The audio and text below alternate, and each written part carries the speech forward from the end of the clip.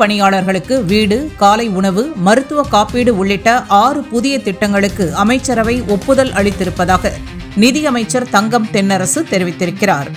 சென்னை தலைமைச் செயலகத்தில் முதலமைச்சர் மு.க.ஸ்டாலின் தலைமையில் அமைச்சரவை கூட்டம் நடைபெற்றது.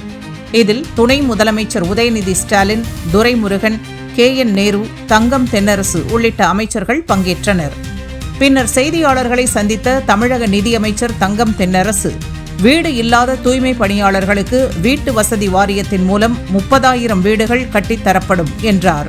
நகர்ப்புறங்களில் சொந்த வீடு இல்லாத தூய்மை பணியாளர்களுக்கு வரும் 3 ஆண்டுகளில் தூய்மை பணியாளர் நல வாரியத்தினுடைய உதவியோடு தமிழ்நாடு வீட்டு வசதி வாரியம், தமிழ்நாடு நகர்ப்புற வாழ்விட மேம்பாட்டு வாரிய திட்டங்கள், தூய்மை பணியாளர்கள் வசிக்கும் இடத்திலேயே வீடு கட்டுதல் என பல்வேறு முறைகளின் கீழ் 30,000 குடியிருப்புகள் கட்டித்தரப்படும்.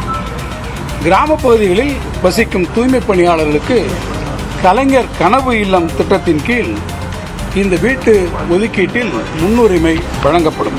தூய்மை பணியாளர்கள் தங்களது பணியை அதிகாலையில் மேற்கொள்ள வேண்டிய சூழ்நிலையில் காலை உணவு சமைப்பதற்கும் அதை பணிபுரிய இடத்திற்கு கொண்டு வந்து அருந்துவதற்கும் பல்வேறு பிரச்சனைகளை எதிர்கொண்டு வருகின்றனர். இப்பிரச்சனைகளுக்கு தீர்வாக நகர்ப்புற உள்ளாட்சி அமைப்புகளில் பணியில் ஈடுபடும் பணியாளர்களுக்கு காலை உணவு அந்தந்த உள்ளாட்சி அமைப்புகளால் இலவசமாக வழங்கப்படும்.